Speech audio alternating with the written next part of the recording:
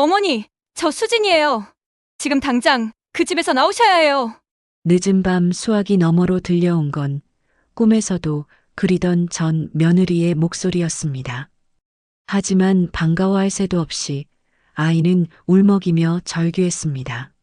지금 깡패들이 집으로 가고 있단 말이에요. 제발요, 어서요. 그 한마디에 피가 차갑게 식었습니다. 대체 무슨 일이 벌어지고 있는 걸까요? 나는 그저 평범하게 살던 사람일 뿐인데요. 그날 밤 그 전화 한 통이 내 인생을 송두리째 뒤집을 줄은 상상도 못했습니다. 이바구 시작 전에 구독과 좋아요 눌러주시고 어디서 무엇을 하며 듣고 계시는지 댓글로 꼭 남겨주세요. 그 끔찍한 전화가 울리기 불과 몇 시간 전만 해도 저는 여느 때와 다름없는 저녁을 보내고 있었습니다. 텔레비전에서는 뭐가 그리 재미있는지 연신 웃음소리가 터져 나왔지만 텅 빈 거실에 앉은 제게는 그저 소음일 뿐이었습니다. 밥상 위에는 식어버린 김치찌개와 나물 반찬 두어 가지가 전부. 혼자 먹는 밥은 늘 모래알을 씹는 것처럼 서걱거렸습니다. 밥 한 술을 뜨다 말고 저도 모르게 맞은편 빈 의자를 바라보았습니다. 남편이 세상을 떠난 지도 벌써 10년 그 넓던 집이 이렇게나 공허하게 느껴지기 시작한 건 아들 영훈이가 재혼하고부터였습니다. 재혼 전 영훈이가 첫 번째 아내였던 수진이와 함께 살 때만 해도 이 집은 늘 사람 온기로 북적였습니다. 명절이 아니어도 주말이면 수진이는 제 손을 잡고 시장에 가자고 졸랐고 거실에는 영훈이와 수진이의 웃음소리가 가득했습니다. 수진이는 남편 없이 혼자 된 저를 살뜰히도 챙겼습니다. 어머니, 이거 새로 나온 영양제인데 꼭 챙겨 드세요. 어머니, 주말에 온천이라도 다녀올까요? 피 한 방울 섞이지 않은 아이였지만 제게는 세상에 둘도 없는 딸이었습니다. 하지만 그 행복은 오래가지 못했습니다. 영훈이가 바람이 났고 수진이는 제게 차마 말도 못하고 혼자 속을 끓였습니다. 모든 사실을 알게 되었을 때 저는 하늘이 무너지는 것 같았습니다. 제가 낳은 자식이지만 어찌 그런 배신을 할 수 있는지. 저는 수진이의 손을 붙잡고 차라리 영훈이를 용서해달라고 빌었습니다. 지금 생각하면 참으로 어리석고 이기적인 부탁이었습니다. 제 아들 하나 지키자고 착한 며느리의 가슴에 대못을 박은 셈이니까요. 결국 수진이는 텅 빈 눈으로 저를 한번 바라보고는 말없이 짐을 싸서 이 집을 떠났습니다. 그게 벌써 3년 전의 일입니다. 그 후로 영훈이는 보란 듯이 새장가를 갔습니다. 저 화려하고 젊은 여자가 뭐가 그리 좋았을까요? 아들은 새 아내 강미라의 말이라면 껌뻑 죽는 신용까지 했습니다. 처음에는 저를 모시고 살겠다며 살갑게 굴던 새 며느리는 시간이 지날수록 본색을 드러냈습니다. 제가 해준 반찬은 짜다, 달다 타박하기 일쑤였고 거실에 나와 있는 것조차 불편한 티를 냈습니다. 어머니, 저희도 이제 저희만의 생활이 필요해요. 미라가 좀 어려서 어머니께서 이해해 주세요. 아들의 그 비겁한 변명에 저는 아무 대꾸도 할 수 없었습니다. 그저 수진이에게 더 큰 죄를 짓는 것만 같아 고개를 떨굴 뿐이었습니다. 결국 저는 분가를 결심하고 쌈짓돈을 털어 집을 구했습니다. 그렇게 이 집으로 옮겨온 뒤로는 아들의 얼굴 보기가 하늘의 별 따기였습니다. 한 달에 한 번 겨우 걸려오는 전화는 늘 똑같았습니다. 어머니, 별일 없으시죠? 네, 저흰 바빠요. 다음에 갈게요. 그 목소리에는 어떤 온기도 담겨 있지 않았습니다. 얼마 전에는 다급한 목소리로 전화가 왔길래 혹시 무슨 일이 생겼나 가슴이 철렁했습니다. 어머니, 급하게 돈 들어갈 때가 있는데 조금만 보태주실 수 있어요? 그 말을 듣는 순간 가슴 한구석이 서늘하게 무너져 내렸습니다. 평생을 자식 하나만 보고 살아온 결과가 고작 이것인가. 서러운 마음에 눈물이 핑 돌았지만 어미 된 마음에 결국 장롱 깊숙이 숨겨두었던 쌈짓돈을 꺼내 붙여주고 말았습니다. 그런 날이면 어김없이 수진이 생각이 간절해졌습니다. 그 아이가 있었다면 지금쯤 제 옆에서 어머니 속상해하지 마세요. 제가 있잖아요 라며 따뜻하게 등을 쓸어주었을 겁니다. 거실벽에 걸린 낡은 가족사진 속 수진이는 어색하게 웃는 영훈이 옆에서 해맑게 웃고 있었습니다. 저는 자리에서 일어나 사진을 가만히 쓰다듬었습니다. 사진 속의 수진이가 금방이라도 어머니하고 부르며 달려나올 것만 같았습니다. 수진아 잘 지내니? 이 못난 시어미를 용서하지 마라. 혼잣말이 눈물과 함께 터져 나왔습니다. 한참을 그렇게 사진 앞에서 울었을까요?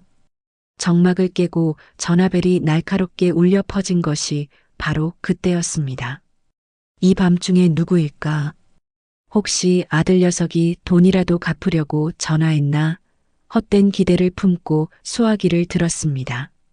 그런데 수화기 너머에서 들려온 건 믿을 수 없게도 꿈에서도 그리던 수진이의 목소리였습니다. 어머니, 저 수진이에요. 지금 당장 그 집에서 나오셔야 해요. 수진아 이게 얼마만이냐? 잘 지냈어? 반가운 마음에 말이 먼저 튀어나갔습니다. 하지만 수진이의 목소리는 정상이 아니었습니다.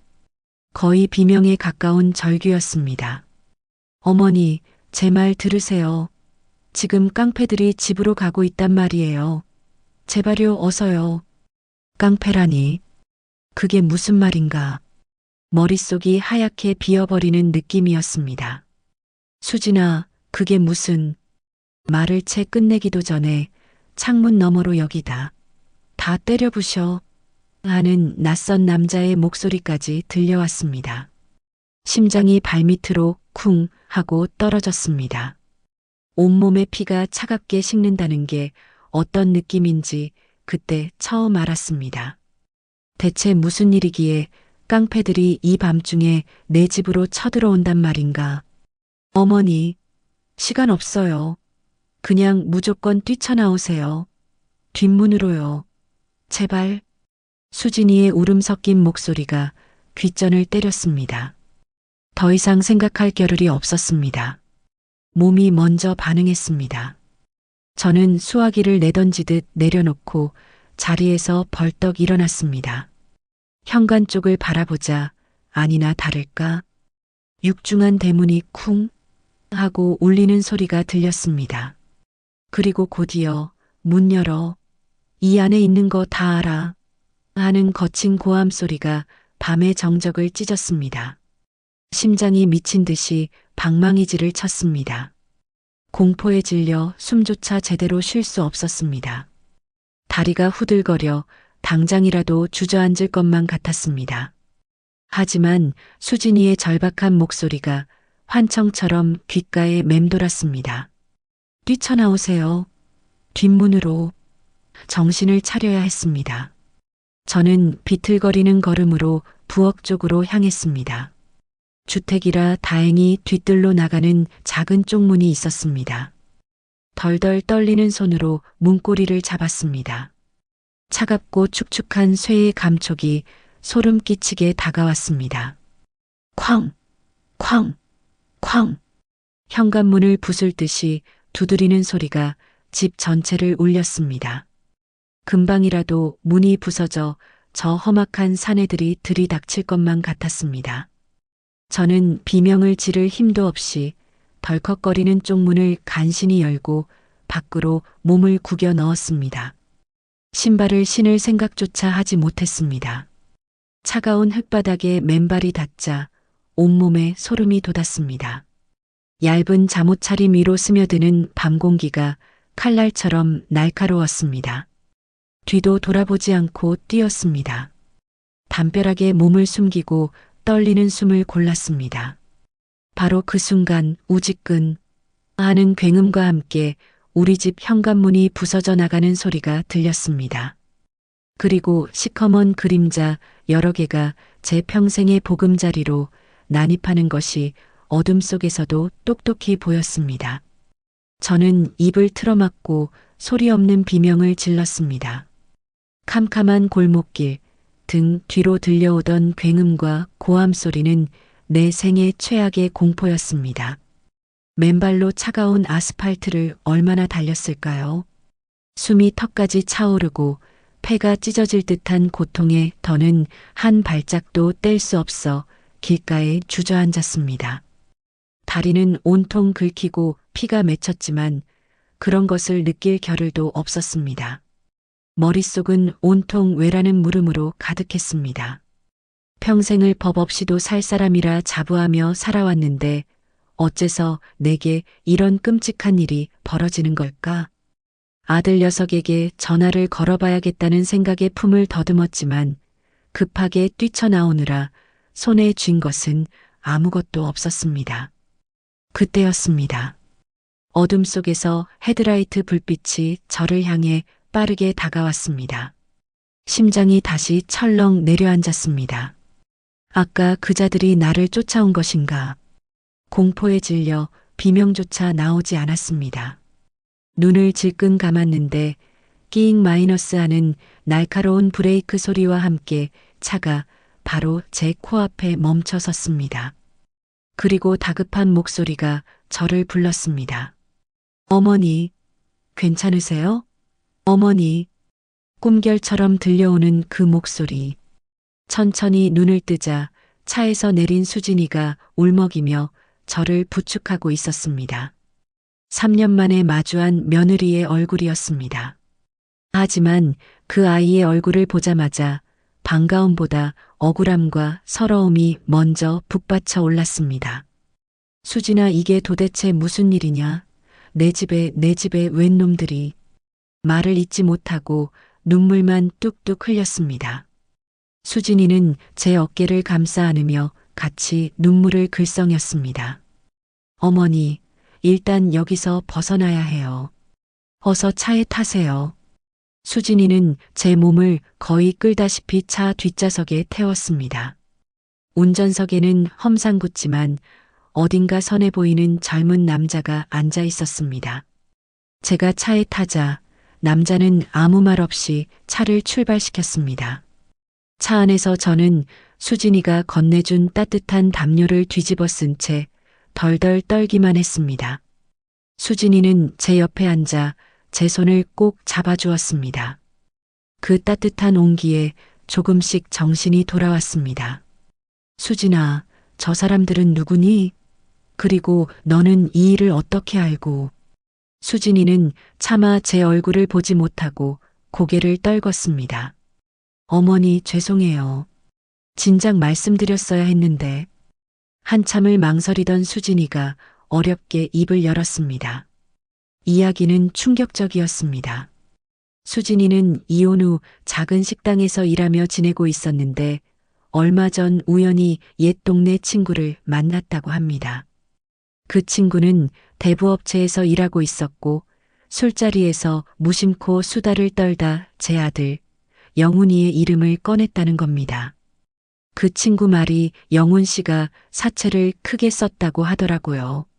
새 부인 명품 사주고 사업한다고 폼 잡다가 빚더미에 앉았다고. 수진이의 목소리가 떨려왔습니다.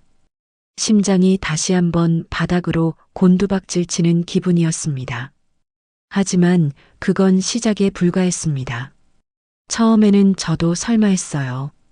그런데 며칠 전에 그 친구가 또 연락이 와서는 영훈 씨가 빚을 못 갚아서 담보로 잡은 집을 오늘 넘기기로 했다는 거예요. 그런데 그 집 주소가 어머니 댁 주소였어요. 망치로 머리를 세게 얻어맞은 듯한 충격이었습니다.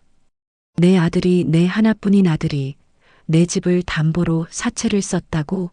믿을 수가 없었습니다. 아니, 믿고 싶지 않았습니다. 아니다, 아닐 게다. 영훈이가, 내 아들이 어떻게 나한테. 저는 고개를 세차게 저으며 현실을 부정했습니다. 수진이는 더 이상 말을 잇지 못하고 제 어깨를 토닥여 주기만 했습니다. 차가 멈춘 곳은 어느 허름한 모텔 앞이었습니다. 어머니, 오늘은 일단 여기서 좀 쉬세요. 제가 날 박는 대로 다시 올게요. 수진이는 제 손에 따뜻한 두유 한 팩을 쥐어주고는 운전석에 남자와 함께 차를 타고 사라졌습니다. 방 안으로 들어와 침대에 걸터 앉자 그제야 참았던 눈물이 폭포수처럼 쏟아졌습니다. 평생을 아들 하나만 바라보고 살았습니다. 남편이 일찍 세상을 떠나고 여자의 몸으로 온갖 굳은 일을 마다하지 않으며 영훈이를 키웠습니다. 행여나 아비 없는 자식이라는 소리 들을까 남들 먹는 거, 입는 거 하나 부족함 없이 키우려 발버둥 쳤습니다. 그렇게 애지중지 키운 아들이었는데 어떻게 제 등 뒤에 칼을 꽂을 수가 있단 말인가. 새 며느리의 사치 때문에 그깟 명품 가방이 이 어미의 마지막 보금자리보다 중했단 말인가. 밤새 한숨도 자지 못했습니다. 뜬 눈으로 천장만 바라보며 영훈이를 낳았던 날부터 지금까지의 시간들을 되짚었습니다. 제 품에 안겨 잠들던 아기 영훈이 처음으로 엄마라고 불렀을 때의 벅찬 감동, 삐뚤빼뚤한 글씨로 쓴 편지를 내밀며 제 어깨를 주물러주던 어린 아들 그 모든 기억이 비수처럼 날아와 가슴에 박혔습니다. 배신감에 몸서리가 쳐졌습니다. 서러움에 목이 메어 숨을 쉴 수가 없었습니다. 날이 밝아오자 저는 결심했습니다. 내 눈으로 직접 확인해야겠다고. 저는 모텔을 나와 택시를 잡아 타고 집으로 향했습니다. 어젯밤의 그 아수라장이 꿈이기를 바라면서. 하지만 집 앞에 도착했을 때 제 앞에는 처참한 현실만이 기다리고 있었습니다. 현관문은 부서진 채 활짝 열려 있었고 집안의 온갖 살림살이들이 마당으로 내동댕이 쳐져 있었습니다. 제가 아끼던 찻잔이며 남편의 유품이었던 낡은 서랍장까지 모든 것이 산산조각 나 있었습니다. 그때 집안에서 새 며느리 강미라와 아들 영훈이의 목소리가 들려왔습니다. 저는 홀린 듯이 부서진 문 안으로 들어섰습니다. 거실은 그야말로 난장판이었습니다. 그리고 그 한가운데 사채업자로 보이는 사내 두 명과 마주 앉아 무언가 이야기를 나누고 있는 아들 내외가 보였습니다. 그러니까요, 저희가 언제 돈 안 갚는다고 했습니까? 며칠만 더 시간을 주시면.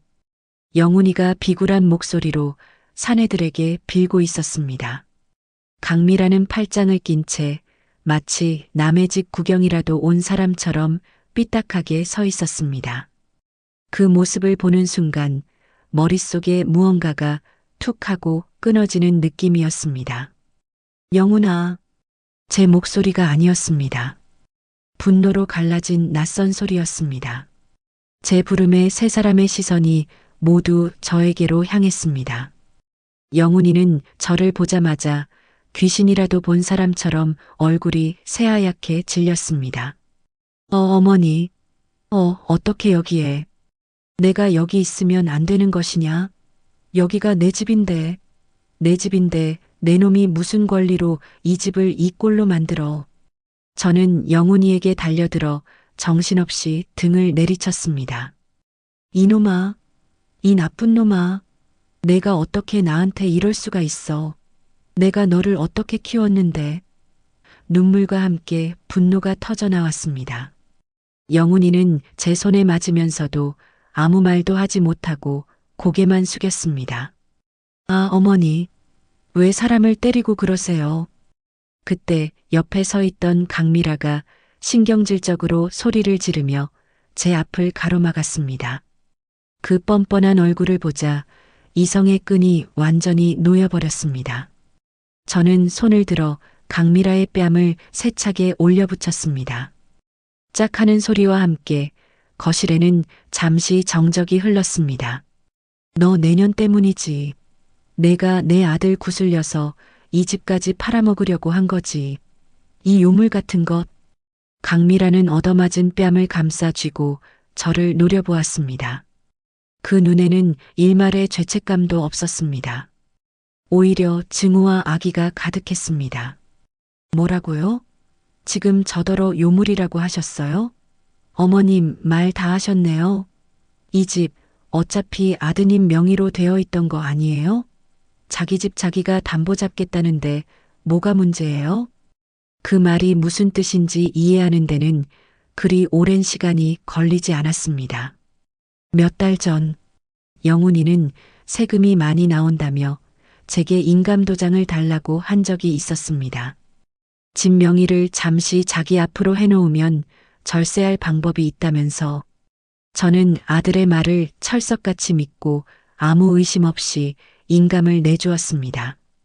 그것이 이런 결과를 낳을 줄은 꿈에도 상상하지 못했습니다. 하늘이 무너지고 땅이 꺼지는 기분이었습니다. 세상이 온통 잿빛으로 보였습니다. 저는 그 자리에 풀썩 주저앉아 망연자실하게 아들을 바라보았습니다. 제 마지막 희망, 제 삶의 이유였던 아들이 저를 완벽하게 기만하고 나락으로 밀어넣은 것입니다. 영훈이는 끝까지 제 눈을 마주치지 못하고 고개를 숙일 뿐이었습니다. 그 순간 깨달았습니다. 제 인생이 송두리째 부정당했다는 것을.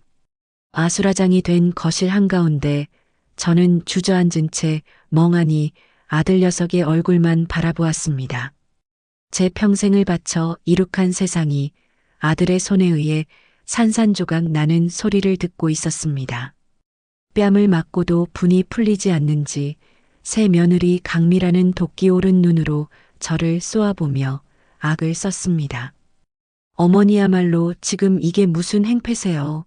엄연히 서류상으로 우리 집인데 누가 누구한테 큰 소리예요? 빚 때문에 잠깐 시끄러워진 거 가지고 유나는. 저하게 바친 목소리를 들으니 오히려 정신이 번쩍 드는 기분이었습니다. 저 아이는 처음부터 저를 어머니라고 생각하지 않았던 겁니다. 그저 아들 옆에 붙어 있는 귀찮은 늙은이에 불과했겠지요. 제가 넋을 잃고 앉아 있자 상황을 지켜보던 사채업자 중 한 명이 혀를 차며 말했습니다. 아이고 사모님, 딱하게 되셨소. 아무리 그래도 그렇지 아들놈이지 어미 집을 담보로 넘기나? 우리가 이 바닥에서 별의별 놈 다 봤어도 이런 경우는 또 처음이네. 그 말이 제 가슴을 후벼 팠습니다. 남들 보기에도 저는 그저 딱한 늙은이일 뿐이었습니다. 평생을 자식 뒷바라지에 바친 결과가 고작 이것이라니. 억장이 무너져 내렸습니다.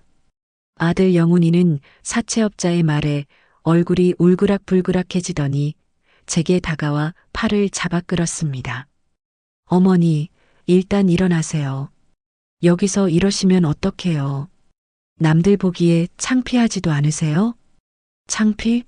지금 저에게 창피를 논하는 것인가? 저는 헛웃음이 터져 나왔습니다. 제 팔을 잡아 끄는 아들의 손을 세차게 뿌리쳤습니다. 이 손 놔라. 더러운 손으로 어딜 만져. 내가 어떻게 나한테. 차마 말을 잇지 못하고 입술만 파르르 떨었습니다. 영훈이는 제 눈을 피하며 변명을 늘어놓기 시작했습니다. 어머니, 이건 오해예요. 사업상 급하게 돈이 필요해서 잠깐 융통한 것뿐이에요. 금방 해결할 수 있다고요. 제가 다 막을 수 있어요. 그러니까 제발. 그때였습니다. 오해? 해결? 지금 그 말이 나온다고 생각하세요, 영훈 씨? 차갑고 단호한 목소리가 거실을 울렸습니다. 문가에는 수진이가 서 있었습니다. 언제 왔는지 모르게 그 아이는 저와 영훈이를 번갈아 보며 싸늘하게 말했습니다. 수진이의 등장에 영훈이의 얼굴은 더욱 사색이 되었습니다. 내가 여긴 어떻게? 어머니가 걱정돼서 와봤어요. 그런데 제가 안 왔으면 정말 큰일 날 뻔했네요. 수진이는 영훈이를 지나쳐 제게 다가와 저를 부축해 일으켰습니다. 어머니, 괜찮으세요? 우선 여기서 나가시죠. 그리고는 영훈이를 향해 돌아섰습니다. 영훈 씨, 당신이 말하는 해결이라는 게 뭔지 내가 모를 줄 알아요? 수진이는 손에 들고 있던 서류 봉투에서 사진 몇 장을 꺼내 거실 테이블 위로 던졌습니다. 사진 속에는 영훈이와 강미라가 명품 매장에서 쇼핑을 즐기는 모습, 고급 레스토랑에서 값비싼 와인을 마시는 모습, 심지어 해외여행을 가서 호화로운 요트 위에 누워 있는 모습까지 담겨 있었습니다. 바로 얼마 전 제게 사업 자금이 급하다며 손을 벌렸던 바로 그 시점이었습니다. 사업 자금이 급하다면서요? 그런데 그 돈으로 두 분은 이렇게 잘 놀러 다니셨네요? 이 명품 가방들, 이 시계들 다 어머니 피 같은 돈으로 산 거 아니에요? 영훈이는 아무 말도 하지 못했습니다. 그저 시선을 피할 뿐이었습니다. 새 며느리 강미라는 얼굴이 벌개져서는 소리쳤습니다. 내가 뭔데 남의 사생활을 캐고 다녀. 스토커야? 그리고 우리가 우리 돈으로 뭘 사든 무슨 상관이야. 당신들 돈?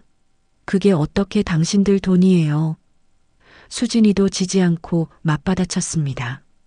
어머니 평생 모은 돈 뜯어내고 어머니 집까지 담보로 잡아서 흥청망청 쓴 게 당신들 돈이라고요?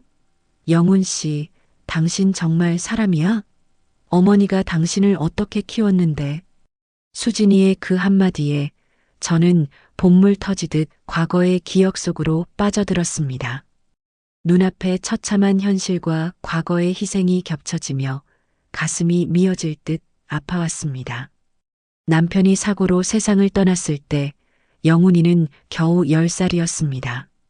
저는 하늘이 무너지는 것 같았지만 눈에 밟히는 어린 아들을 보며 이를 악물었습니다. 닥치는 대로 일했습니다. 새벽에는 신문 배달을 하고 낮에는 남의 집 식당에 나가 설거지를 했습니다. 밤에는 동대문 시장에 가서 옷을 떼어다 좌판을 깔고 팔았습니다. 하루에 서너 시간 자는 날이 부지기수였습니다. 거칠어진 손을 볼 때마다 잠든 아들의 얼굴을 볼 때마다 눈물이 났지만 이 악물고 버텼습니다. 영훈이가 대학에 갔을 때는 정말 기뻤습니다. 우리 아들도 이제 번듯한 사람이 될 수 있겠구나. 비싼 등록금을 대기 위해 저는 안 해본 일이 없었습니다. 공사판에 나가 벽돌을 나르고 빌딩 청소를 하며 허리가 끊어질 듯 아파도 아들 얼굴만 보면 힘이 났습니다. 영훈이가 처음으로 월급을 타서 내민 빨간 내복을 받아들고 얼마나 울었는지 모릅니다. 이제 고생 끝이라고 아들 덕에 호강할 날만 남았다고 굳게 믿었습니다. 그렇게 귀하게 키운 아들이었습니다. 그런데 그 아들이 제 심장에 칼을 꽂았습니다. 제 평생의 노력을, 제 희생을 헌신짝처럼 내버렸습니다. 사업 자금이라는 거짓말로 제 마지막 남은 노후 자금을 뜯어가고 제가 유일하게 발 뻗고 누울 수 있었던 이 집마저 사채업자에게 넘겨버렸습니다. 그 돈으로 저 화려한 여자와 뒹굴며 사치를 부렸던 겁니다. 과거의 기억에서 헤어나오자 눈앞에는 여전히 비굴하게 변명만 늘어놓는 아들과 그런 아들 뒤에 숨어 눈을 흘기는 새 며느리의 모습이 보였습니다. 가슴속에서 뜨거운 무언가가 치밀어 올랐습니다. 서러움이었습니다. 한평생을 바친 것에 대한 허무함과 배신감이 뒤섞인 핏물 같은 서러움이었습니다. 영훈아. 제가 나지막이 부르자 아들이 고개를 들었습니다. 저는 떨리는 목소리로 물었습니다. 내 아비가 죽고 내가 너 하나 키우겠다고 시장 바닥을 뒹굴 때 너는 무얼 했느냐? 내가 추운 겨울에 손발이 다 얼어 터져가며 번 돈으로 내 등록금을 낼 때 너는 무얼 했느냐? 그저 어미 등골 빼먹으며 편하게 공부만 하지 않았느냐? 그런데 내가 어찌 이럴 수 있단 말이냐? 제 말에 영훈이의 얼굴이 일그러졌습니다. 하지만 그것이 미안함인지 아니면 자신의 치부가 드러난 것에 대한 창피함인지 알 수 없었습니다. 저는 더 이상 아들에게서 어떤 희망도 찾을 수 없었습니다. 수진이가 저를 부축해 집 밖으로 이끌었습니다. 문을 나서는 순간 저는 아들에게 마지막 말을 던졌습니다. 내가 사람이냐? 그 한마디를 끝으로 저는 다시는 뒤돌아보지 않았습니다. 수진이의 차에 올라타자마자 참고 참았던 눈물이 터져 나왔습니다. 하지만 이번의 눈물은 어젯밤의 공포와는 다른 것이었습니다. 그것은 내 인생 전체에 대한 회한과 내 존재 자체가 부정당한 것에 대한 처절한 슬픔이었습니다. 수진이는 아무 말 없이 제 등을 토닥여 주었습니다. 그 작은 손길의 의지에 저는 한참을 어린아이처럼 울었습니다. 더 이상 돌아갈 집도 믿을 아들도 없다는 사실이 그제야 현실로 다가왔습니다. 그 지옥 같은 집을 빠져나온 후 수진이는 저를 자신의 집으로 데려갔습니다. 남편과 사별하고 아들에게 버림받고 집까지 잃은 저를 받아준 곳은 핏줄도 아닌 전 며느리의 작은 빌라였습니다. 수진이의 단출한 살림살이가 놓인 작은 방 창문 틈으로 희미한 아침 햇살이 스며들었습니다. 뜬 눈으로 밤을 새운 저는 멍하니 벽에 기댄 채 앉아 있었습니다. 어제의 일들이 마치 악몽처럼 머릿속을 맴돌았습니다. 부서진 현관문, 난장판이 된 거실, 아들의 비굴한 얼굴과 새 며느리의 악독한 눈빛까지 모든 것이 비현실적이었습니다. 이제 나는 어디로 가야 하나, 앞으로 어떻게 살아야 하나. 막막함에 가슴이 돌덩이처럼 무겁게 내려앉았습니다. 그때 조용히 방문이 열리고 수진이가 작은 쟁반을 들고 들어왔습니다. 따뜻한 김이 피어오르는 북엇국과 갓 지은 쌀밥. 어머니, 속이라도 좀 푸세요. 밥을 드셔야 기운을 차리시죠. 그 다정한 목소리에 또다시 눈물이 핑 돌았습니다. 남이 되어버린 며느리는 이렇게 저를 챙기는데 제 피부치인 아들은 저를 나락으로 밀어 넣었습니다. 수진아, 내가 무슨 면목으로 내 신세를 지겠니? 내 집도 좁은데. 그런 말씀 마세요, 어머니. 저한테는 아직 어머니세요. 수진이는 제 옆에 앉아 숟가락을 제 손에 쥐어주었습니다. 어머니, 이렇게 무너지시면 안 돼요. 이제부터 시작이에요. 그 단호한 목소리에 고개를 들자 수진이의 눈빛이 그 어느 때보다 굳건하게 빛나고 있었습니다. 어머니, 제가 아는 변호사님이 계세요. 실력 있고 믿을 만한 분이에요. 일단 그분부터 만나서 상담을 받아봐요. 이대로 억울하게 길거리에 나앉을 수는 없잖아요. 변호사, 소송, 평생을 성실하게 살아온 제게는 너무나 낯설고 두려운 단어들이었습니다. 아들을 상대로 법정 싸움을 벌여야 한다니 상상만 해도 끔찍했습니다. 아니다, 내가 어떻게 내 자식을.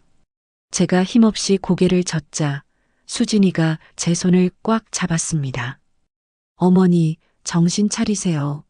지금 어머니가 상대해야 할 사람은 아들이 아니에요. 어머니의 전 재산을 빼돌리고 어머니를 길거리로 내몬 사기꾼이에요. 어머니가 지금 약해지시면 저 사람들은 더 기고만장해질 거예요. 평생 일군 재산 다 뺏기고 평생 멸시받으면서 사실 거예요. 그래도 괜찮으세요? 수진이의 날카로운 말이 제 심장을 찔렀습니다. 그래, 저 아이의 말이 맞다. 내가 지금 상대하는 것은 더 이상 내 아들이 아니다. 내 평생을 부정하고 나를 짓밟은 원수다. 이대로 물러설 수는 없었다. 억울해서라도 분해서라도 이대로는 못 죽는다. 저는 떨리는 손으로 숟가락을 들어 밥을 한술 떴습니다. 밥알이 모래알처럼 씹혔지만 살기 위해 억지로 삼켰습니다. 만나보자. 그 변호사라는 사람. 제 대답에 수진이의 얼굴에 비로소 안도하는 빛이 스쳤습니다. 다음 날 수진이와 함께 변호사 사무실을 찾았습니다. 젊고 똑 부러져 보이는 여자 변호사는 제 이야기를 듣는 내내 안타까운 표정을 지었습니다. 모든 이야기를 마친 후 변호사는 법률 용어를 최대한 쉽게 풀어서 현재 상황을 설명해 주었습니다. 어머님 상황이 좋지는 않습니다. 일단 집의 등기 명의가 아드님 앞으로 되어 있기 때문에 사채업자들이 권리를 주장하는 것 자체를 막기는 어렵습니다. 하지만 방법이 없는 건 아닙니다. 변호사는 명의신탁이라는 개념에 대해 설명했습니다. 실제 소유주는 저이지만 아들 이름만 빌린 것이라는 점을 증명해야 한다고 했습니다. 그리고 아들이 제 동의 없이 집을 담보로 대출을 받은 것은 명백한 횡령에 해당한다고 했습니다. 어머님께서 집을 실제로 소유하고 계셨다는 증거, 그리고 아드님이 어머님을 속이고 재산을 빼돌렸다는 증거를 최대한 많이 모아야 합니다. 증거. 그 막막한 단어 앞에서 저는 또다시 가슴이 답답해져 왔습니다. 평생을 가족끼리 믿고 살았는데 무슨 증거가 있단 말인가. 제 표정을 읽었는지 수진이가 나섰습니다. 변호사님, 제가 도울게요. 영훈 씨가 언제부터 돈 문제로 쪼들렸는지, 새 부인이 어떤 사치를 부렸는지 제가 아는 선에서 최대한 알아볼게요. 그날 이후 수진이는 자신의 일처럼 발벗고 나섰습니다. 저와 함께 살았던 동네 이웃들을 찾아다니며 제가 오랫동안 그 집에 살았다는 사실 확인서를 받았습니다. 과거 영훈이에게 생활비나 용돈을 붙여주었던 은행 거래 내역을 모두 출력했습니다. 심지어 영훈이와 강미라의 SNS를 샅샅이 뒤져 그들의 사치스러운 생활을 증명할 사진들을 모았습니다. 수진이가 아니었다면 저는 아무것도 하지 못하고 주저앉아 있었을 겁니다. 그 아이의 헌신적인 모습에 미안함과 고마움이 뒤섞여 저는 몇 번이고 눈물을 쏟았습니다. 그러던 어느 날 수진이의 집으로 낯선 전화 한 통이 걸려왔습니다. 수진이가 잠시 자리를 비운 사이 제가 대신 받은 전화였습니다. 거기 박수진 씨 댁 아니오? 걸걸한 남자의 목소리. 지난밤 집으로 쳐들어왔던 사채업자 중 한 명이었습니다. 옆에 할망구 있으면 바꾸쇼. 할 말 있으니까. 심장이 쿵 내려앉았습니다. 어떻게 이 번호를 알았을까? 누구신데? 누구긴. 돈 받으러 온 사람이지. 곱게 집 비워준다고 했으면 좋았을 텐데 일을 이렇게 만드시네. 변호사를 사? 웃기지도 않아. 그 집 이미 우리 거야. 괜히 늙은 몸으로 험한 꼴 당하기 싫으면 당장 소송 취하하고 그 전 며느리랑 같이 꺼지죠. 안 그러면 그 식당인지 뭔지 하는 것도 무사하지 못할 줄 알아. 수진이가 일하는 식당까지 들먹이는 협박에 온몸이 사시나무 떨듯 떨렸습니다. 두려웠습니다. 나 하나 때문에 수진이까지 위험에 빠뜨릴 수는 없었습니다. 그냥 다 포기할까? 저 사람들 말대로 조용히 사라져버릴까? 마음이 약해지려던 순간 옆에서 제 손을 꼭 잡아주는 수진이의 얼굴이 보였습니다. 그리고 뇌리를 스치는 아들의 비정한 얼굴과 새 며느리의 조롱 섞인 눈빛. 아니다. 이대로 포기할 수는 없다. 내 인생을 이렇게 끝낼 수는 없다. 저는 떨리는 손으로 수화기를 고쳐 잡았습니다. 그리고 제 평생에 내본 적 없는 용기를 쥐어짰습니다. 누가 꺼진다는 게냐? 그 집은 내 집이다. 내 평생이 담긴 집이야. 너희 같은 놈들한테 단 한 평도 내줄 수 없어. 그리고 내 며느리, 아니 내 딸은 건드리지 마라. 법대로 해라.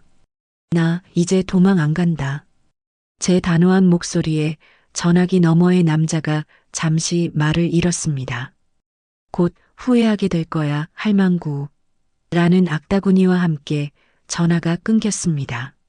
수화기를 내려놓자 온몸에서 힘이 쭉 빠져나갔습니다. 하지만 이상하게도 마음은 편안했습니다. 두려움이 사라진 자리에 차가운 분노와 함께 싸워야겠다는 결심이 단단하게 자리 잡았습니다.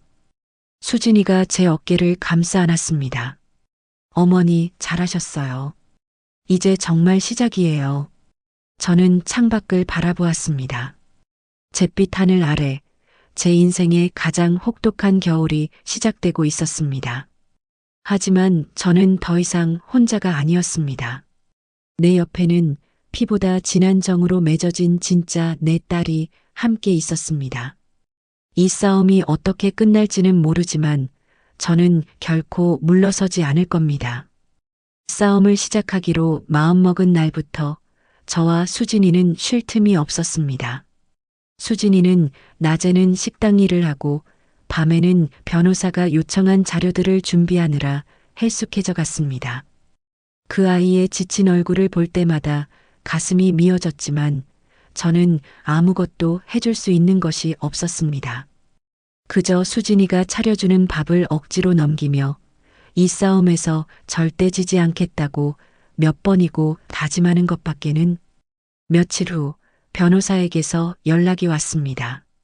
아들 내외와 사채업자 측에 내용 증명을 보냈고 3자 대면을 통해 조정을 시도해 보자는 것이었습니다. 어머님, 법정까지 가기 전에 해결할 수 있으면 그게 가장 좋습니다. 오늘 오후에 사무실에서 만나기로 했으니 마음 단단히 먹고 오셔야 합니다. 변호사의 말에 심장이 내려앉는 것 같았지만 저는 고개를 끄덕였습니다. 피할 수 없는 싸움이라면 정면으로 부딪혀야 했습니다. 약속된 시간, 변호사 사무실의 작은 회의실에 앉아 있으니 숨이 턱턱 막혀왔습니다. 제 옆에는 수진이가, 맞은편에는 변호사가 앉아 서류를 검토하고 있었습니다. 잠시 후 문이 열리고 영훈이와 강미라가 들어섰습니다. 영훈이는 저와 눈도 마주치지 못한 채 자리에 앉았고 강미라는 잔뜩 부은 얼굴로 저와 수진이를 번갈아 훑어보며 콧방귀를 뀌었습니다. 그 뻔뻔한 태도에 또다시 속에서 천불이 일었습니다. 자, 양측 다 오셨으니 시작하겠습니다. 변호사가 입을 열자 강미라가 다리를 꼬며 먼저 말을 가로챘습니다. 시작하기는 뭘 시작해요? 변호사님, 우리는 이 할머니 아니 어머님이랑 할 얘기 없어요. 법대로 하자면서요? 그냥 깔끔하게 집 비워주시면 되잖아요. 일을 왜 이렇게 복잡하게 만드세요? 그 말에 수진이가 참지 못하고 나섰습니다. 말씀이 지나치시네요, 강미라 씨. 어머님 평생 사신 집이에요. 그런데 어떻게 깔끔하게 비워달라는 말이 그렇게 쉽게 나오세요? 어머, 전 며느님 아니세요? 이제 남인데 왜 이렇게까지 나서는지 모르겠네. 혹시 뭐 콩고물이라도 떨어질까 싶어서 그러시나? 강미라의 비아냥에 회의실의 공기가 얼어붙었습니다. 저는 주먹을 꽉 쥐었습니다. 손톱이 손바닥을 파고드는 아픔도 느껴지지 않았습니다. 변호사가 분위기를 수습하며 영훈이 쪽을 바라보았습니다. 이영훈 씨, 한정심 여사님께서 이 집에서 수십 년간 거주하셨고 집을 구매할 당시의 자금 출처 역시 여사님이시라는 증거가 다수 확보되었습니다. 아드님께 명의만 신탁한 부동산을 임의로 담보대출받아 처분하려 한 것은 명백한 횡령 및 사기죄에 해당합니다. 지금이라도 채무를 변제하고 집의 소유권을 어머님께 돌려드리는 게 어떻겠습니까? 변호사의 논리정연한 말에 영훈이는 입술만 달싹일 뿐 아무 대답도 하지 못했습니다. 그러자 옆에 있던 강미라가 또다시 끼어들었습니다. 무슨 소리예요? 명의가 영훈 씨 앞으로 되어 있는데 왜 그게 사기예요? 그리고 그놈의 돈. 우리가 그 돈 다 썼어요? 영훈 씨가 사업한다고 가져다 쓴 돈도 있잖아요. 왜 나만 갖고 그래요? 강미라는 이제 아예 영훈이에게 책임을 떠넘기기 시작했습니다. 영훈이는 당황한 얼굴로 미라야, 너라며 말을 더듬었고 강미라는 그런 영훈이를 경멸의 눈빛으로 쏘아보았습니다. 왜 틀린 말했어? 당신이 능력만 있었어 봐. 내가 사채까지 쓰게 뒀겠냐고. 당신이 맨날 사업한다. 뭐한다. 돈만 날리지 않았으면 이런 일도 없었어. 두 사람이 서로에게 책임을 미루며 이전 투구를 벌이는 모습을 저는 아무 말 없이 지켜보았습니다. 내 아들이 저런 여자에게 빠져 제 어미의 등을 치고 이제는 저 여자에게 온갖 수모를 당하고 있었습니다. 가엾다는 생각조차 들지 않았습니다. 그저 구역질이 났습니다. 한심하고 멍청하고 비겁한 내 아들의 모습에 환멸이 느껴졌습니다. 그만해라. 제 나지막한 목소리에 두 사람의 싸움이 멎었습니다. 모두의 시선이 제게로 쏠렸습니다. 저는 자리에서 일어나 영훈이의 앞에 섰습니다. 영훈아, 내가 너 업고 병원으로 뛰었던 날 기억하느냐? 뜬금없는 제 물음에 영훈이가 당황한 얼굴로 저를 바라보았습니다. 어머니, 내가 5살 때였지. 한겨울에 연탄가스를 마시고 사경을 헤맸을 때 눈보라가 치던 그 밤에 의사도 포기하라고 했는데 내가 너를 들쳐 업고 큰 병원까지 밤새 걸어갔다. 내 등에서 내 숨이 끊어질까봐, 혹여나 내 몸이 식을까봐 내 잠바까지 벗어 너를 감싸고 뛰었지. 그때 내 등은 찢어질 듯이 아팠지만 너만 살릴 수 있다면 내 목숨도 아깝지 않다고 생각했다.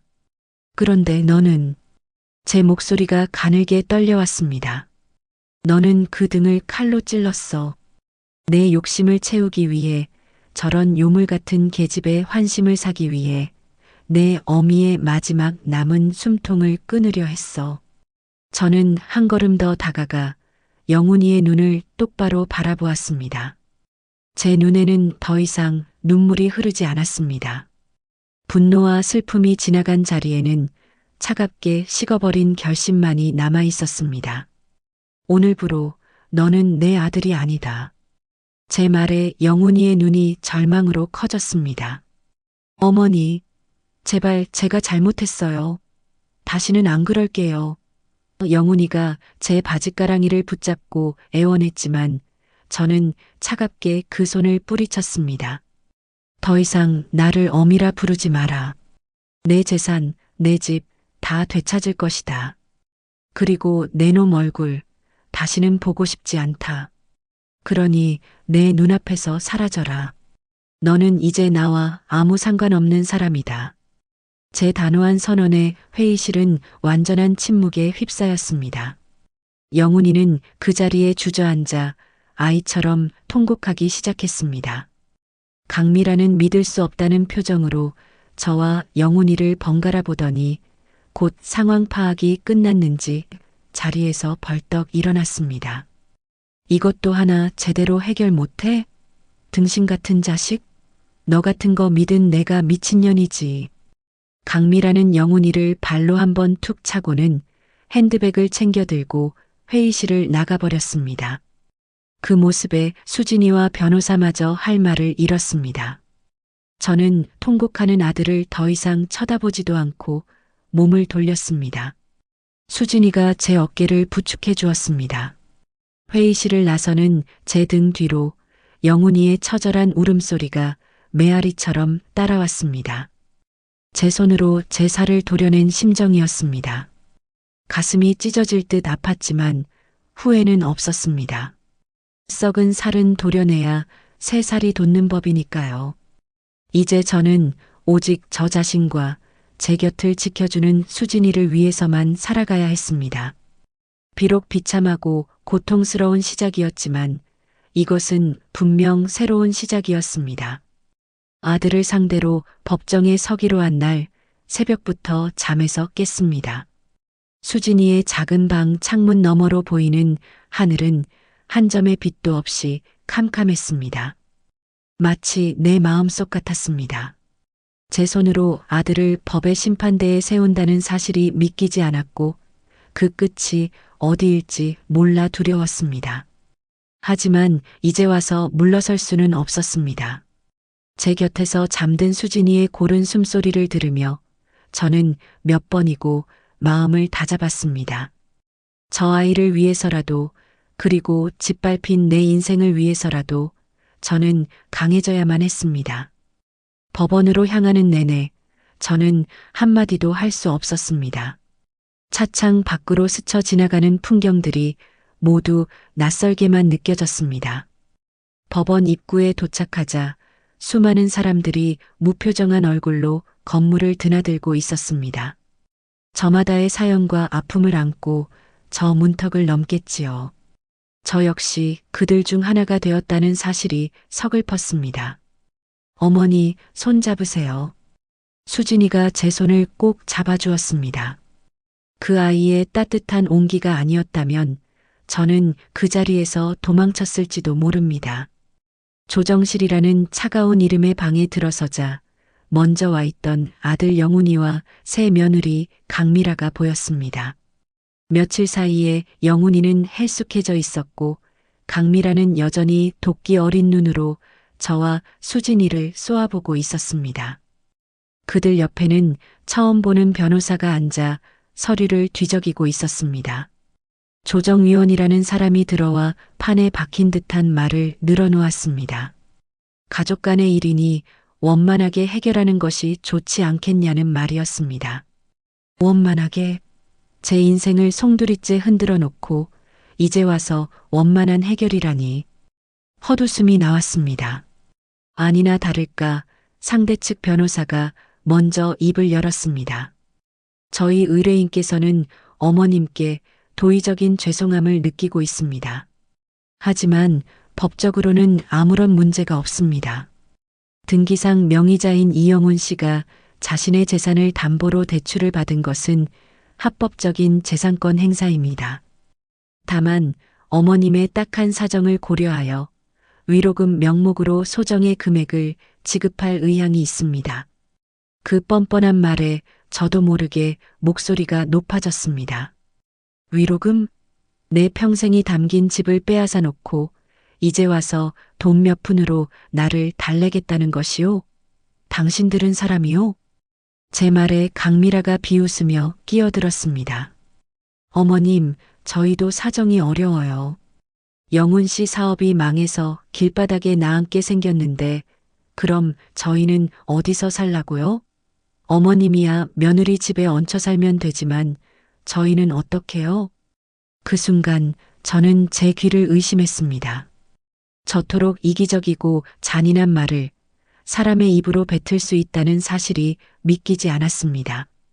옆에 있던 수진이가 참지 못하고 일어섰습니다. 강미라 씨, 지금 말이라고 하세요? 두 분이 해외여행 다니고 명품 쇼핑하며 쓴 돈이 얼만데 이제 와서 사정이 어렵다는 말이 나와요? 수진이가 증거 자료들을 테이블 위에 펼쳐놓았습니다.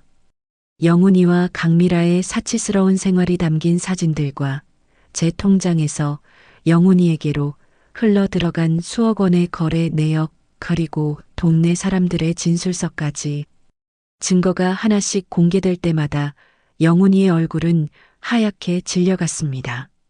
조정위원의 표정도 심각해졌습니다. 이게 다 뭡니까? 이영훈 씨, 어머님을 부양하기는커녕 어머님의 재산을 갈취했다고밖에 볼 수 없는데요. 영훈이는 아무 말도 못하고 고개만 푹 숙였습니다. 그러자 강미라가 갑자기 태도를 바꾸었습니다. 저는 모르는 일이에요. 저는 영훈 씨가 어머님 돈으로 저런 걸 사주는 줄 몰랐어요. 그냥 자기 사업이 잘 돼서 돈이 많은 줄 알았죠. 다 이 남자가 저를 속인 거예요. 강미라는 울며불며 모든 책임을 영훈이에게 떠넘기기 시작했습니다. 영훈이는 배신감에 찬 눈으로 강미라를 바라보았지만 아무런 반박도 하지 못했습니다. 그저 미라야, 내가 어떻게라는 말만 중얼거릴 뿐이었습니다. 그 비참하고 한심한 광경을 지켜보는 제 마음은 복잡했습니다. 아들이 당하는 모습에 쌤통이라는 생각이 들면서도 한편으로는 가슴 한구석이 아려왔습니다. 제가 낳고 키운 자식이 저렇게까지 망가졌다는 사실이 저를 슬프게 했습니다. 결국 조정은 결렬되었습니다. 우리는 정식 재판을 준비하게 되었습니다. 며칠 후 첫 재판이 열렸습니다. 판사 앞에 서니 다리가 후들거려 제대로 몸을 가눌 수 없었습니다. 하지만 제 옆에 선 변호사와 방청석에서 저를 지켜보는 수진이의 눈빛을 보며 용기를 냈습니다. 재판은 저희에게 유리하게 흘러갔습니다. 저희 변호사는 수진이가 모은 증거들을 바탕으로 영훈이의 횡령과 사기 혐의를 조목조목 입증해 나갔습니다. 특히 제가 수십 년간 그 집에 살면서 낸 각종 공과금 영수증과 집을 살 때 제 명의의 통장에서 돈이 나간 기록은 결정적인 증거가 되었습니다. 궁지에 몰린 영훈이 측 변호사는 어머님이 아들에게 집을 증여한 것이라는 억지 주장을 펼쳤지만 판사는 코웃음 쳤습니다. 증여세 한 푼 낸 기록이 없는데 그 말을 믿으라는 겁니까? 상황이 불리해지자 강미라는 더욱 노골적으로 영훈이를 탓하기 시작했습니다. 쉬는 시간에 법원 복도에서 두 사람이 큰 소리로 다투는 소리가 들렸습니다. 다 너 때문이야. 내가 일처리 하나 제대로 못해서 이 지경이 된 거 아니야. 능력도 없는 게 큰 소리만 쳤잖아. 미라야, 제발 그만해. 내가 어떻게든 해볼게. 뭘 어떻게 해. 이미 다 끝났어. 이혼해. 나 당신 같은 무능한 남자랑 더는 못 살아. 위자료나 준비해. 이혼이라는 말에 영훈이는 그 자리에 주저앉아 버렸습니다. 그토록 사랑한다며 제 속을 썩이던 여자가 상황이 불리해지자 가차없이 자신을 버리는 모습을 본 것입니다. 저는 그 광경을 멀리서 지켜보았습니다. 아무런 감정도 느껴지지 않았습니다. 그저 텅 빈 것 같은 공허함만이 제 가슴을 채웠습니다. 내 아들의 인생이 저렇게 한순간에 무너져 내리고 있었습니다. 재판이 다시 시작되었을 때 영훈이는 완전히 넋이 나간 상태였습니다. 판사의 질문에도 제대로 대답하지 못하고 횡설수설했습니다. 결국 판사는 다음 기일에 선고를 하겠다며 재판을 끝냈습니다. 법원을 나오자 차가운 겨울바람이 얼굴을 스쳤습니다. 이긴 싸움이었지만 조금도 기쁘지 않았습니다. 수진이가 제게 다가와 외투를 여며주었습니다. 어머니, 이제 거의 다 끝났어요. 저는 말없이 고개를 끄덕였습니다.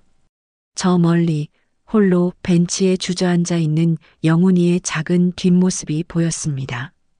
가정도 재산도 그리고 어미마저도 모두 잃어버린 제 아들이었습니다.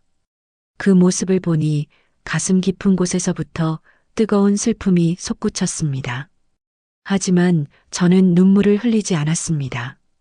이제 와서 우는 것은 아무 의미가 없다는 것을 알았기 때문입니다. 저는 영훈이에게서 시선을 거두고 수진이의 손을 잡았습니다.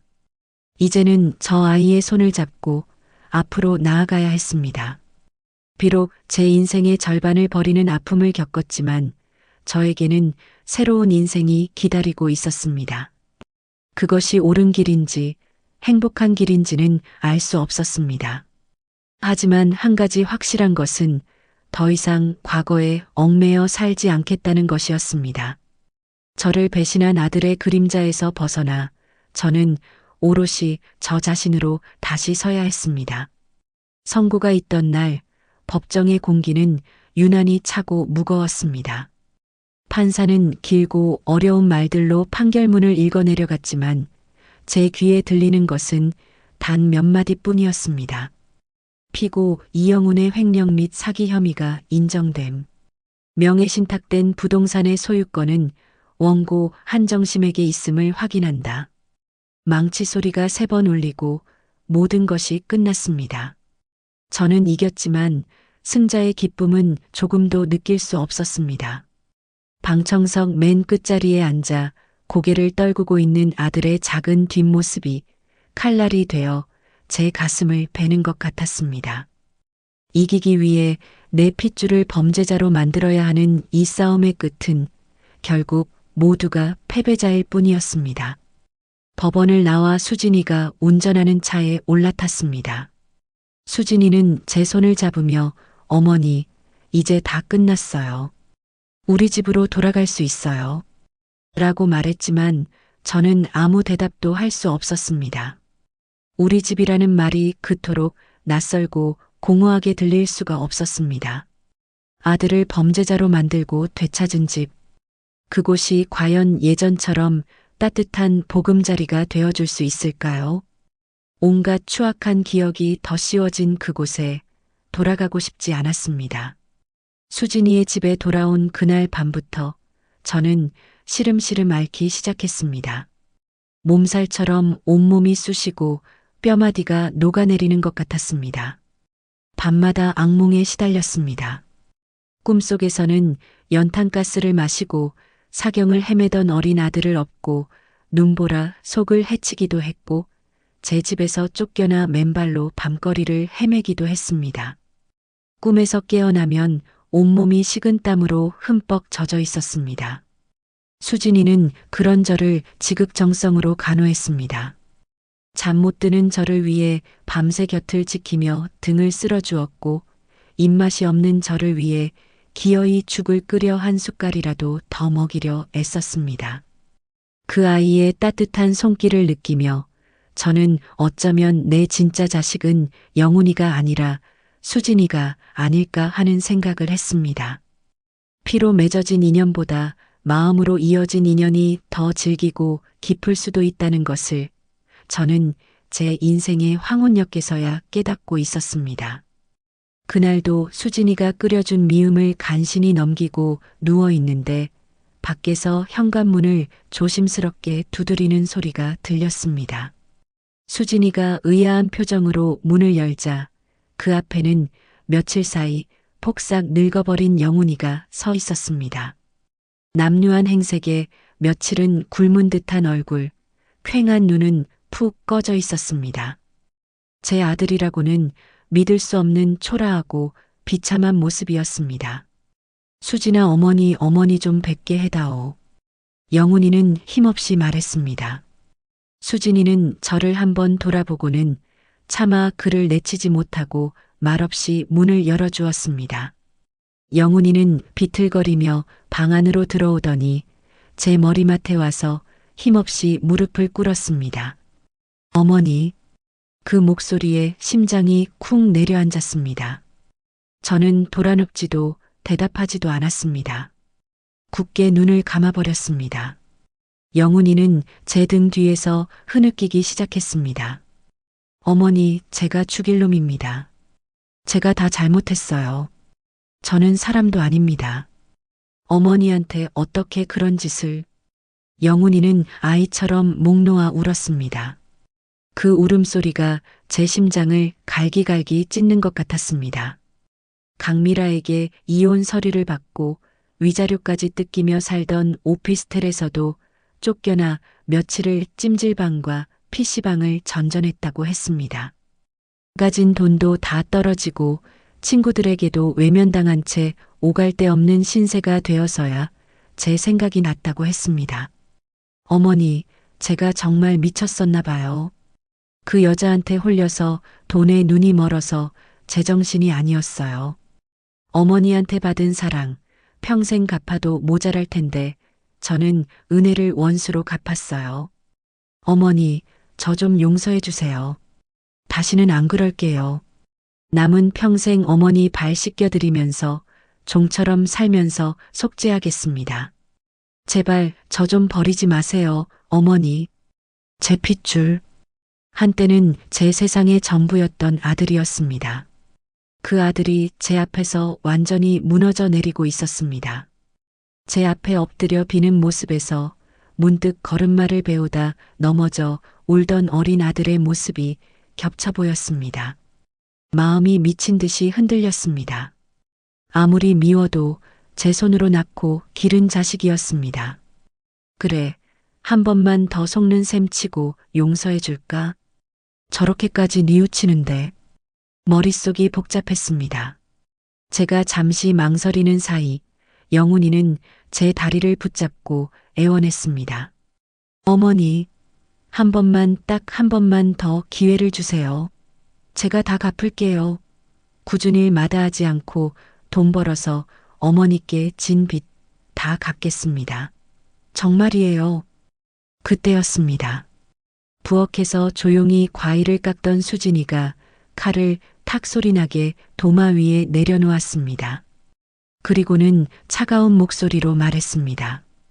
영훈 씨, 지금 그 말이 진심이에요? 수진이는 깎던 사과를 접시에 담아들고 와 제 머리맡에 놓았습니다. 그리고는 영훈이를 똑바로 쳐다보며 말했습니다. 어머니 집 담보 잡아서 사치 부릴 땐 언제고 이제 와서 오갈 데 없으니까 용서를 구하는 거예요?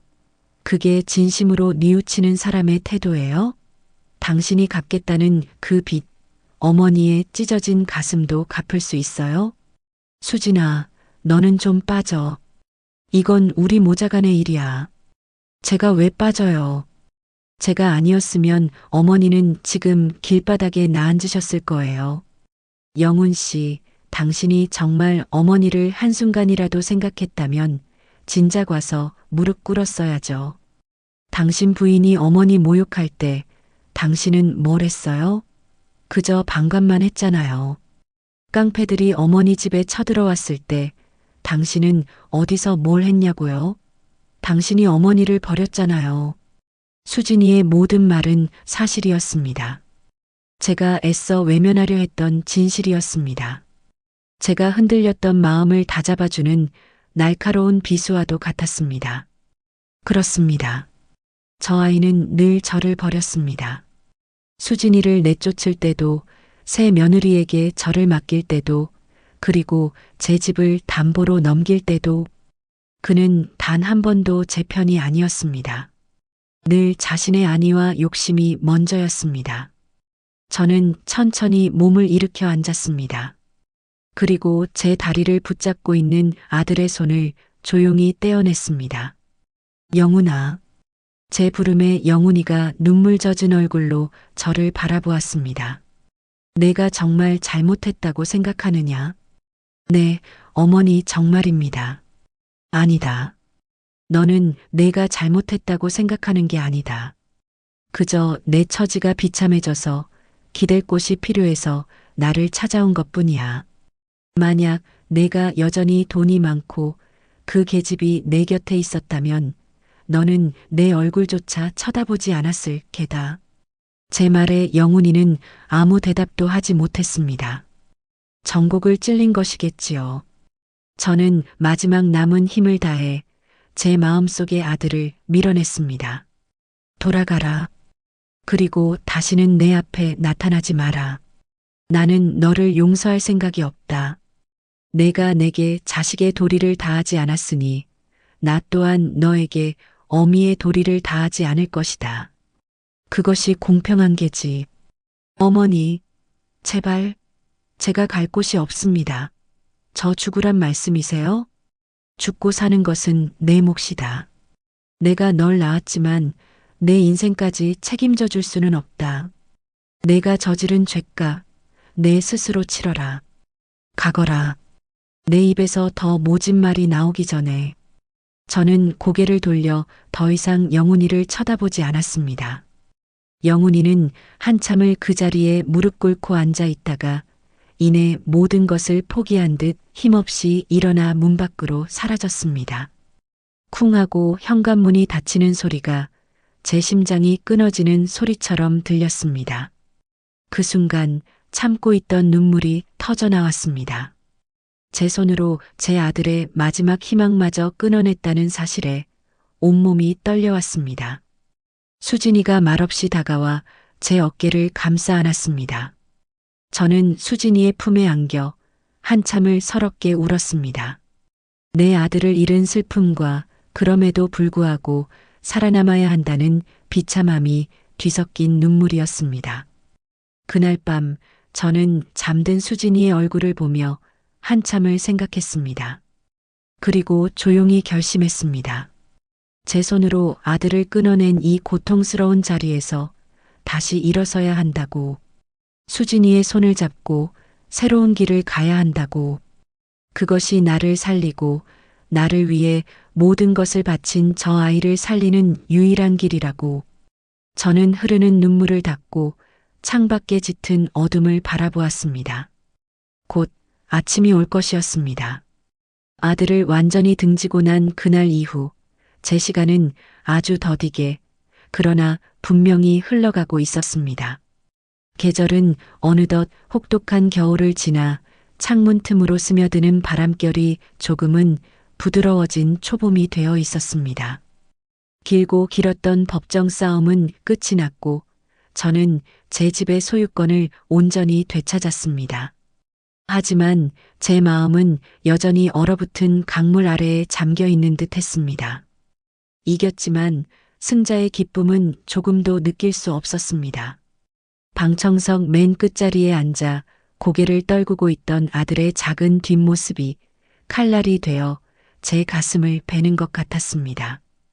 수진이의 손을 잡고 몇 달 만에 제 집으로 돌아왔습니다. 수진이가 미리 불러둔 청소업체 덕분에 그날의 끔찍한 흔적은 사라졌지만 텅 빈 공간을 채우는 서늘한 공기는 여전했습니다. 문을 열고 들어서는 순간 소독약 냄새와 함께 그날의 악몽이 되살아났습니다.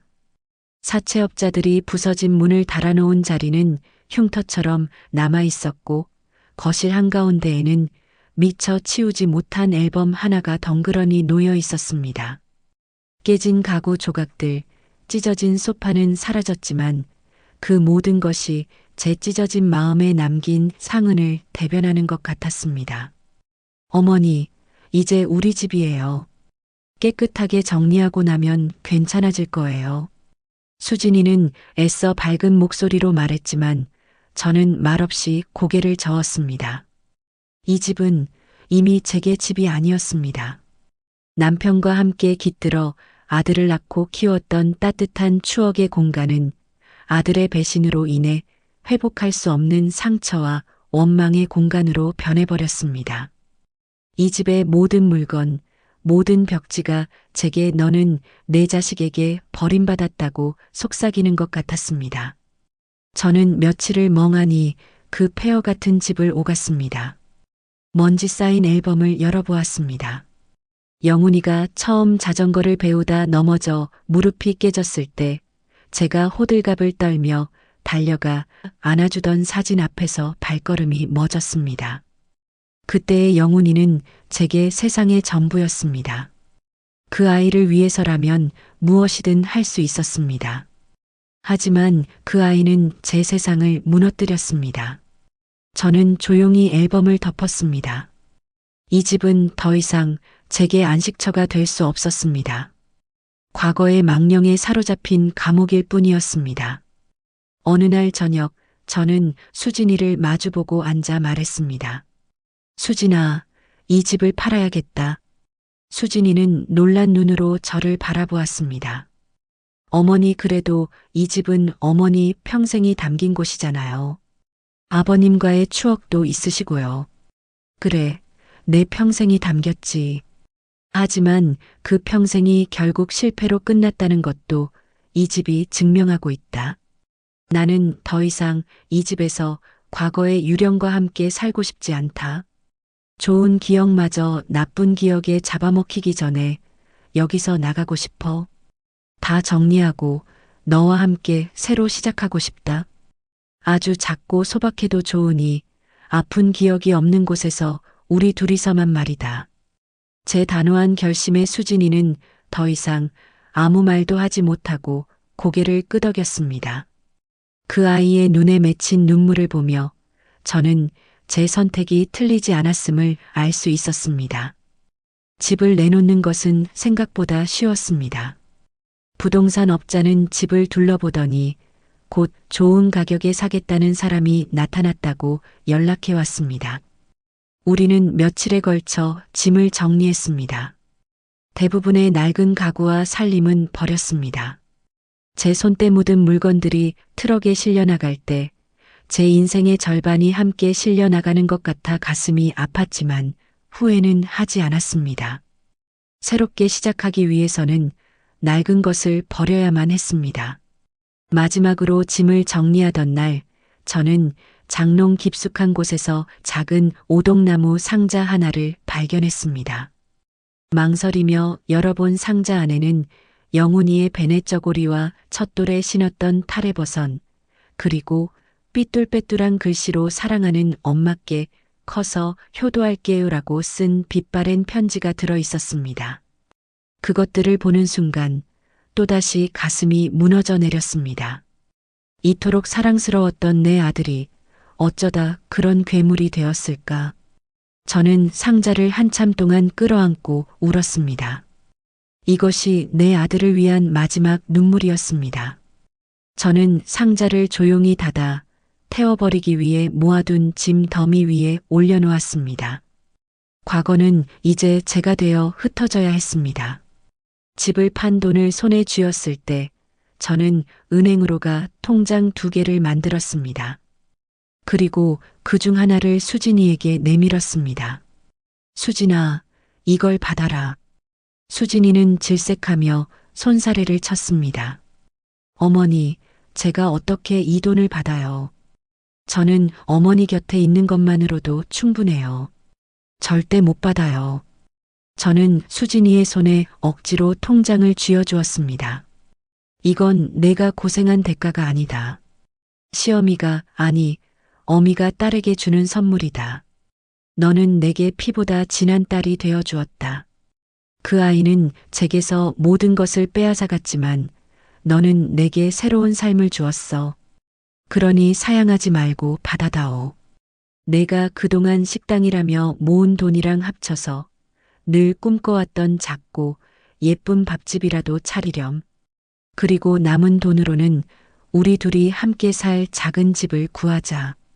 제 진심 어린 말에 수진이는 결국 통장을 받아들고 소리 없이 눈물만 흘렸습니다.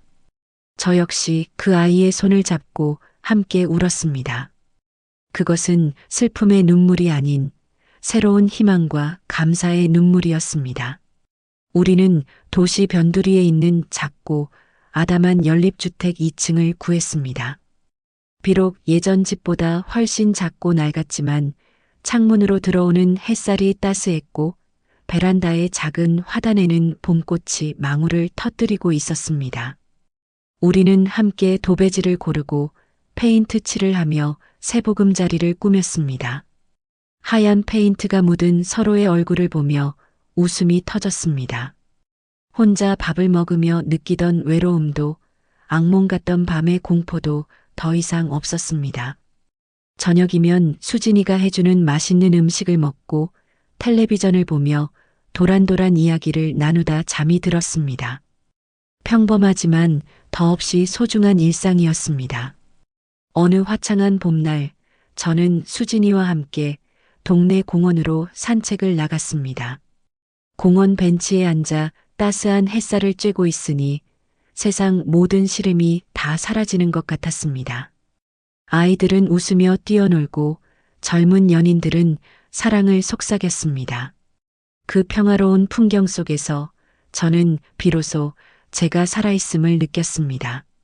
수진아, 고맙다.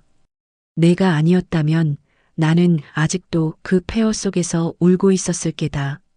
내 덕분에 내가 다시 웃는 법을 배웠어. 저도 고마워요, 어머니. 저를 진짜 딸로 받아주셔서요. 우리는 서로를 보며 환하게 웃었습니다.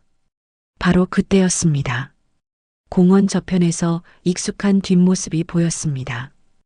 허름한 작업복 차림으로 쪼그려 앉아 공중화장실 바닥을 솔로 문지르고 있는 남자.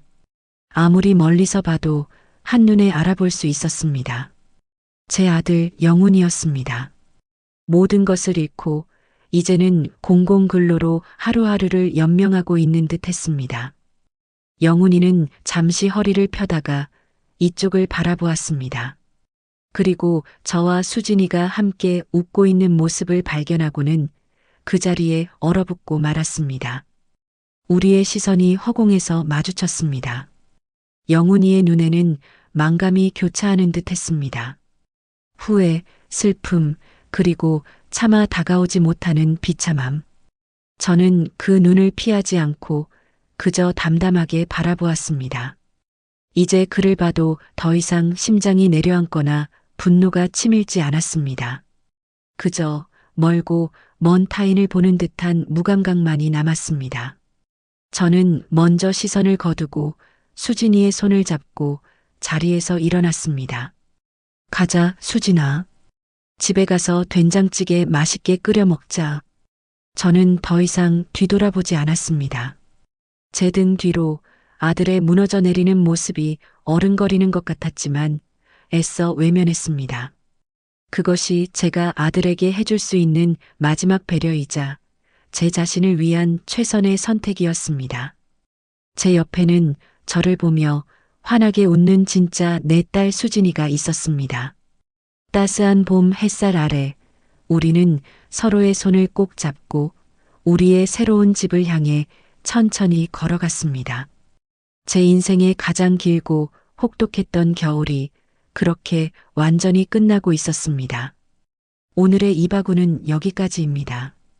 우리는 흔히 핏줄로 이어진 관계만이 진짜 가족이라 믿곤 합니다. 하지만 아들 영훈이 보여주었듯 혈연은 때로 가장 이기적이고 비정한 칼날이 되어 돌아오기도 합니다. 반면 남이 되어버린 며느리 수지는 피보다 진한 정과 의리로 진짜 딸이 되어 주었습니다. 제가 이 이야기를 통해 던지고 싶었던 질문은 바로 이것이었습니다. 당신의 곁을 지키는 사람은 누구입니까? 당신을 진정으로 살게 하는 관계는 무엇입니까? 핏줄이라는 굴레에 갇혀 고통받고 있다면 그 끈을 끊어낼 용기가 우리에게는 있을까요?